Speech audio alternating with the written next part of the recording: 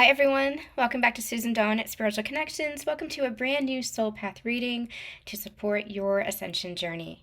I want to start with the idea, the remembrance that everything about our ascension journey is teaching us about balance. It's teaching us about harmony. It's teaching us about the union of opposites.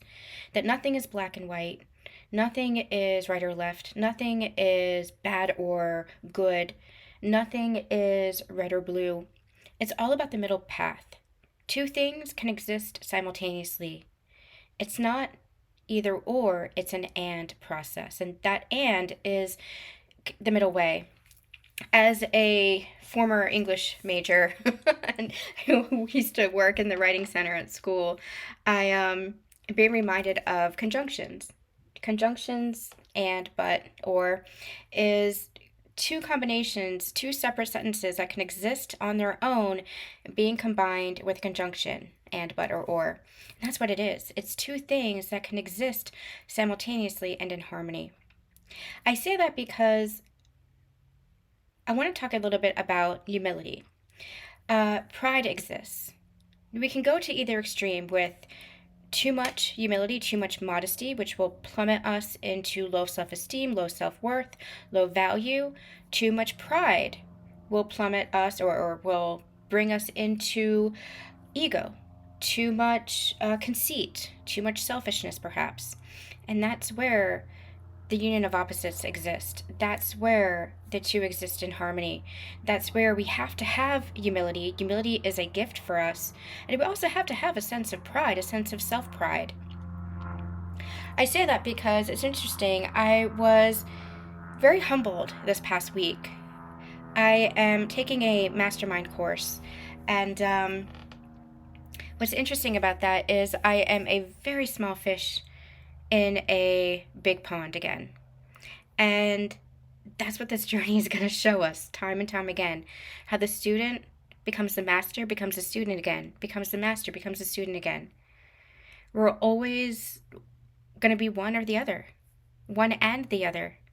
We're going to exist in that loop. We always have more and more and more and more to learn.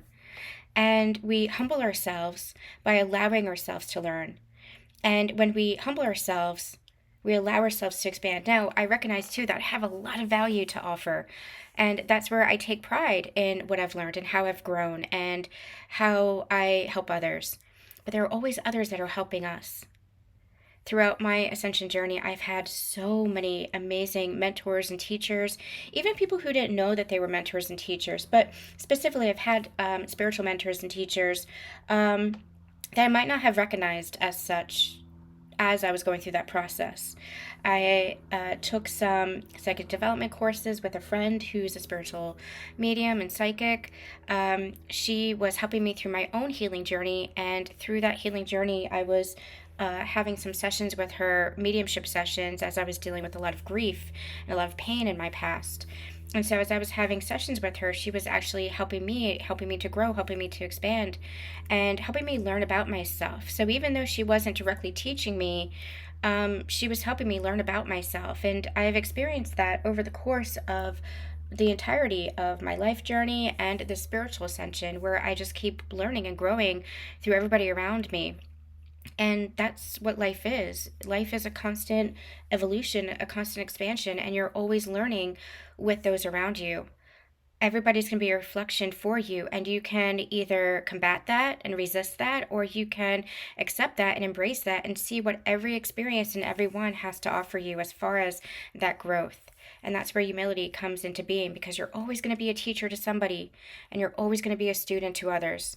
So that's where you are the master. You master yourself, but part of that self-mastery, because you're always going to be going through initiations, right? But part of that self-mastery is recognizing that you're always going to be learning too, because we're always going to be expanding. We're always going to be evolving. Yeshua is stepping through right now as a reminder that he too learned through other people. He too learned throughout his life, and he too learned from his disciples. He learned from his followers. He learned, period, is what he's saying. He learned. That was part of his evolution. That was part of his expansion. As much as he was bringing through messages, he was also learning. So him, Yeshua being an ascended master, he was also allowing himself to learn. And they're bringing in Mary Magdalene as his partner now. Don't want to get into sacred partners or anything like that right now, but she's coming in as well, to showcase how they learned from each other. So we're always learning in this life. That's what it's all about. It's about that evolution. It's about that expansion. As we level up, we experience sometimes pushback as an initiation. It's kind of like, are you ready to be that master of yourself? Are you ready to grow? Are you ready to expand to that next level? For myself, I was ready for that next level, and that's why I decided to take this master class. It's for business growth, but I'm ready to expand. I'm ready to level up, and my business is a lot of how I learn and how I grow. I learn about myself, and I grow through limiting beliefs and limiting blocks through my business. My business has taught me so much about myself and what blocks and limiting beliefs I still have and how I identify, etc. And so I decided to take this masterclass, this course, and it's a spiritual endeavor as well, because it is helping me to really identify, where do I still not feel secure or safe? Where do I still feel resistance? Where do I still feel, these blocks or these fears that are coming up? And it's all layers, and that's what our ascension journey is, right? It's layers and layers and layers. So we might experience some resistance, but that resistance is the initiation. That pushback is the initiation as you're getting ready to level up. I liken it to a video game, like Super Mario Brothers, for example. Super Mario Brothers, you have these little trials and tribulations and challenges along the way, right? Like all those, I don't remember what they're called, all those little mushroom guys, right? That you have to defeat on your way to the castle. Well, the castle, Bowser's in the castle. Bowser's like the big test, the big initiation, to show you how much you've overcome, how far you've come to get there, and to really reflect back to you your growth and your expansion and your evolution, how far you've come. And once you overcome that big initiation, then it's like, okay, we're ready to level up. But Bowser is in another castle, right? Or the princess is in another castle. And Bowser goes to the other castle, right? So it's like you're gonna continue to evolve and evolve and evolve and evolve and evolve. There is no destination. In video games, we have a destination because there's some kind of closure. But our souls, there needs to be an ending in physical human experience, right? But our souls are continuing to evolve, continuing to expand, and we're going to continue to master and grow and expand. And the challenges might feel a bit harder, but they also might not. Because as you embody more of that higher level frequency, higher level energy, as you embody more of that template, that higher level template, it does get easier and easier and easier. It's a practice. We have to put into practice more compassion, more kindness, more patience, more love. It's a practice. And that's the power of affirmations, is what they're bringing me. Interestingly enough, the power of affirmations aren't just, tools to make you feel good. It's a practice to rewire all of those old beliefs. It's a practice to rewrite all of those old scripts. And so we have to put all of what we've learned into practice, and that's what it is to embody. It would be so easy to go to a mountaintop and just meditate for hours and hours and hours, right? And to connect in that way. But that's not what we're doing on this ascension journey, not in this time and space. In this time and space, this moment right here, right now, on this planet, we are meant to help to awaken and ascend as a collective. We are meant to continue to evolve and help others to grow and evolve. I'm going to say it like this: to help each other to grow and evolve, and to help the planet grow and evolve. We are going through a massive spiritual awakening, and everybody's at different parts of their journey, on different paths even, but you can see it. You can see the collective awakening. And so that's where we're helping each other. That's where we're guiding each other. That's where we're always the student and always the teacher at once. We're always learning from each other. And it's always going to be a reflection. I'm getting guided to, if you have trouble, if you're looking at everybody as unawakened, then that's just a way to humble yourself. That's just a way to show yourself, number one, how far you've come, and to have more compassion for where others are. Because truly, we're all united. We're all in this together, and everybody is a reflection that is showing us more about ourselves and more about ourselves as a collective. So it's not for us to compare, it's not for us to compete. Everybody's having their own experiences. Comparison is the thief of joy. Teddy Roosevelt said that. That's what they're bringing me now. It's comparison is the thief of joy. We're meant to lift each other up. We're meant to support each other. We're meant to help guide each other home, to walk each other home. And that's exactly what we're doing. So part of this process is releasing all that we thought that we knew. It's releasing the identity for us. So as part of this masterclass, it's a group coaching program. There's a couple of different authors in there. And for myself and my other business, I'm a novelist. And it was a humbling experience because these other authors, they have so much reach, they have so much success, and I count myself as pretty successful as far as authorship. I've won awards, I've gotten critical acclaim, and just frankly, I love my books, and I have readers who love my books, and that's the most important thing to me, is that people feel something through the experience of reading my books. But it's incredibly humbling.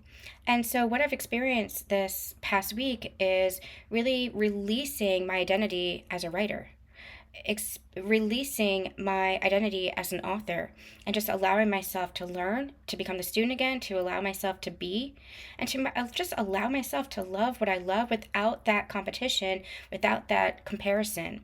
Now, for myself, I'm not a very competitive person. Whenever I look at somebody competitively or I compare myself to somebody, it's usually from a standpoint of how is this person motivating me to be better, to do better? It's never, well, at this point in my journey, it's never in a negative sense. It's always, if I feel that touch of jealousy, or if I feel that touch of envy, I look at myself and I say, why am I feeling that jealousy? Why am I feeling that envy? Why am I feeling that competition or that comparison? And it's either because there's something that's lacking in myself, or that I'm feeling unworthy about myself. And that motivates me to heal the wound, number one, and to just do better. I'm reminded of Taylor Swift in her documentary, where she wasn't nominated for like a Grammy or something like that. And she was choked up, but she said, well, I just have to make a better record. She's only in competition with herself, and she uses any lack or any competition or any comparison in order to motivate herself to do better. And that's exactly what I'm trying to say. It's the same thing. I do the same. It's a motivation to do better, to be a better person, to be a better writer, to be a better whatever, just to keep leveling up, to keep being better. And now, it's not about perfection. This journey is not about perfection. It's just about a challenge to oneself. Where can I keep growing? Where can I keep expanding? Because that comparison is just a push. It's like an initiation to keep growing, to keep expanding, to keep going to that next level. So part of our ascension, again, is to release all of the tricks of the ego that might try to make us stay small in a little box. But who are you without that ego? Who are you without that identifying factor? Who are you? You might identify as a healer. You might identify as a writer. You might identify as a musician, as a teacher, as a student, as a mother. But all of that crumbles because you remember that you're not any of it. You're not any of it. I might be an author, but it's only because I love to write. I might be a student, but it's only because I love to learn. I might be a teacher, but it's only because I love to share. I might be a artist, but it's only because I love to create. I'm not those identifying factors. And so bits and pieces of that identity kind of crumbles, and we're humble to remember that we're not any of it. We're not any of it. At the same time, we are all of it. So once that ego kind of crumbles, once the identity, the labels crumble, then we build ourselves back without the attachment. So I'm still Susan, I'm still a writer, but I'm not attached to, I'm an author and that's the only thing that I am. Or I'm a musician, that's the only thing that I am. Or I'm Susan and that's the only thing that I am. We have depth as humans, as souls. We have so much depth to us. We're not just one thing, and we don't have to express ourselves as just one thing. So it's not who we are, it's an aspect of who we are. And as humans, we express those aspects of ourselves, and that's what makes life so rich, so juicy, so beautiful, so gloriously messy, is all of us expressing those aspects of ourselves. That's what makes it all so unique and so exciting and so human. It is just so human, and that's what makes it beautiful.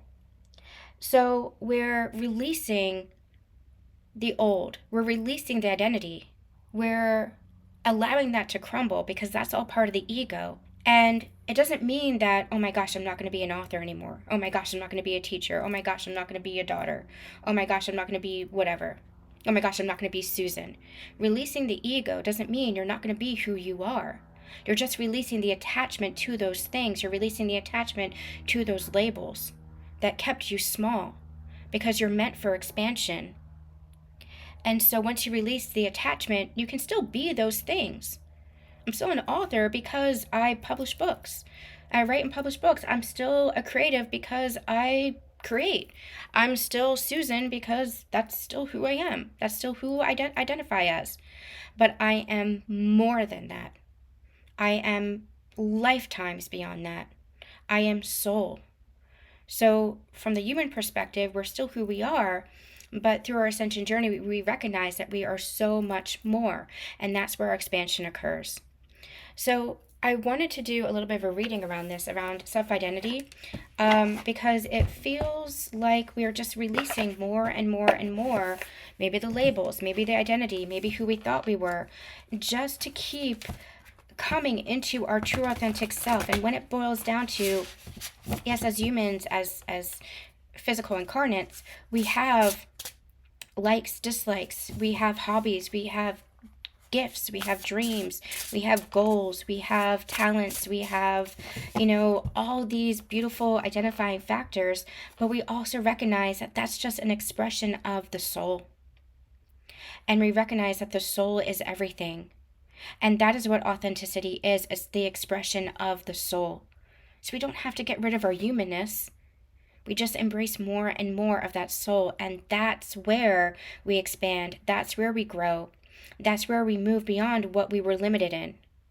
If I were to hold myself back into saying I'm just this as an author, I wouldn't be expanding in my authorship. I wouldn't be expanding in my work. I wouldn't be expanding in my creative abilities.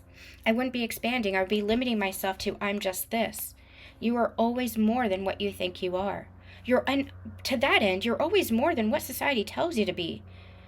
Man, I can get so fired up on that. You are so much more than what society dictates you to be, what society or anybody tells you to be. But you have to believe that in yourself. You can't convince anybody of that. You have to believe that in yourself. You have to do that inner work and believe that for yourself. And once you believe that for yourself, anybody's opinions, it just doesn't matter. It doesn't hold weight. It doesn't hold value anymore. Because you believe so much in yourself, because you know yourself, and that's where your authenticity comes in. Because you know yourself so truly, so deeply, so intimately, and you're not afraid of that intimacy. You're not afraid to go deep within yourself. You're not afraid to understand your emotions. You're not afraid to understand who you are at the soul level, to go deep. That's part of the shadow work. Shadow work is not just about, identifying your flaws or your mistakes or the darkness, so to speak. Darkness is just depth. You go into the shadows to understand the light of who you are. Part of shadow work is the light. Part of shadow work is the beautiful, unique aspects of you. My whole life, I never thought that I was anything special. My whole life, I've had people telling me I'm special. I'll tell you guys a quick story. When I was in the elementary school, sometime in elementary school, very young, I was in a church choir back when I was still going to church. I was in the children's choir, and we went around to different dioceses and we would do concerts and stuff. And I met a nun. I don't know why this is getting me choked up. She felt like home to me. And I can't for the life of me remember her name, and I will always feel some regret around that. But I remember her. And I remember that we would sit together at the luncheon afterwards and we would just talk. I don't even know what we talked about. Whatever it was that I talked about when I was in elementary school. But goodness, I loved her. I loved her. And she told my mom later, she said, "Your daughter is so effervescent." She said, "Your daughter is so special." And my mom would always remind me of that. And I would never believe it. Not that I would never believe that the nun said that. You know, of course I believe that the nun said that, but I could never understand what she saw in me.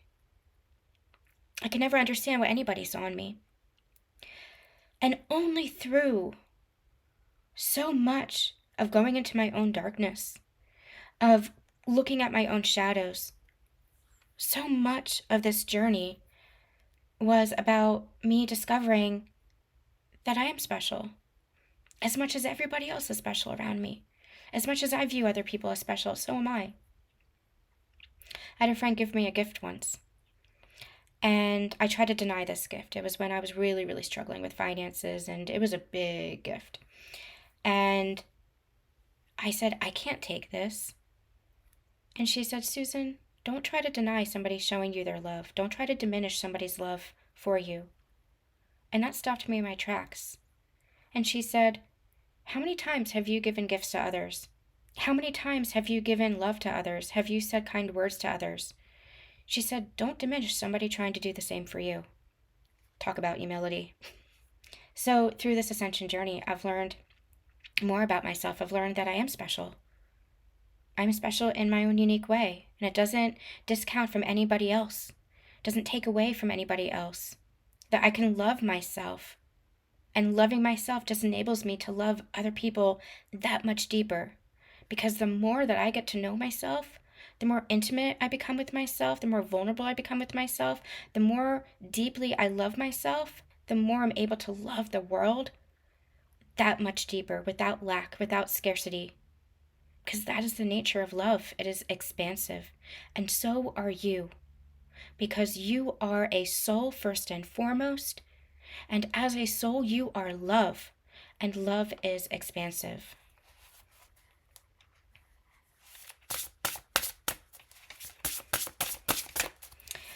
I just want to do a quick reading today and see what else they want us to know. I'm just getting this energy of power. Embrace your power. Embrace who you are. Embrace the magnitude of who you are. We have the card Setting Boundaries. We have the card Angelic Assistance. And we have the card Brilliant Beliefs. I'm just getting this energy of don't let the world tell you who you're not. Believe who you are. Believe who you are to yourself. Know who you are to yourself. Believe who, how do I say this? Believe who you are yourself to be. I don't know if that's proper grammar, but believe who you are to yourself to be is the phrase that I'm getting. It's all about your beliefs. It's all about, are you going to fall into a limited perspective of yourself because of what society says or because of what other people believe about you? Or are you going to believe more fully in yourself? The world is always going to be pushing back. That's part of the initiation, right? That might be part of the test. How much do you believe in yourself? It's like with artists and writers in particular. You know, there's stories of writers who love the craft of writing, who love writing, who want to have big dreams of writing books or poetry or whatever this is. And how many stories do we hear of teachers who say to their student, you can't be a writer, you're not good enough? Well, that's bullshit. That's coming from their own limited beliefs or their own jealousy or their own envy or their own whatever their experiences are, their own pain. You practice, you grow, you experiment, you explore. You don't give up. You are who you decide to be. That's where you have boundaries. That's where you have boundaries with other people. Are you going to believe what other people say that you are? Or are you going to believe in what you know you are and who you know you are? And we're not just talking about the physical 3D stuff. We're not just talking about the labels, the identifying factors. Who are you at your core? Who are you underneath? You are love. You are divine. You are sacred. And that does not negate anybody else's divinity or anybody else's sacredness. For you to claim that for yourself too. The more you recognize that in yourself, the more you recognize that in others, because you recognize that the other is you. Because you recognize that there is no other, that everybody's a reflection of us. And they're just challenging you on the highest level. They might be acting out of ego in the human perspective, and that's where we have our boundaries, right? That's where we disengage, or that's where we stand up for ourselves, or that's where we maybe part ways. But from the highest level, they're challenging you. Do you believe in yourself enough? Do you believe in the restrictions and the limitations that we as a society are putting on you? That you aren't enough, that you're too much, that you can't be this, that you can't be that. Are you believing those old beliefs? Are you believing other people's words? Or are you tuned into your heart and you believe in what your heart and your intuition is telling you? I think so much we give ourselves over to this society. We give ourselves over to the opinions and validations of other people. And that does not mean that other people can't support and validate us. We need that as humans to build our confidence and lift us up and encourage us and support us. We need that. Validation and confirmation is helpful for us in times of doubt because we are humans and we doubt. That's the pride part, right? When we're falling into too much of that humility where we're not believing in ourselves, then we lose our sense of self-esteem, our confidence, our pride. I was invited back to my alma mater, my university, to give a speech for my creative writing class and do a book reading and all that sorts of stuff many, many years ago. And my professor, we were walking to the library and she said, I'm so glad that you came. She's like, I really wanted to show my students, what they can do and the success that they can build. And I said, but I'm not successful. I said, I'm an indie author. She took me aside. She pulled me apart from the crowd and she said, goodness gracious, this is choking me up. She said, Susan, she said, you are successful. She said, you might not be traditionally published, she said, but you built a business. She said, you published a book, you wrote a book. She said, you overcame so many hurdles and so many obstacles. She said, don't negate yourself.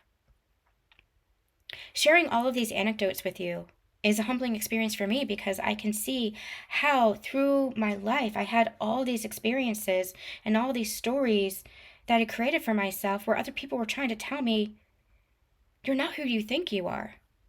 Where did that belief come where I thought that I wasn't good enough or that I thought I was too much? Or I thought that I wasn't worthy, or I thought that I wasn't special. Where did those beliefs come from? And it's almost like the whole world has been trying to tell me that that isn't true.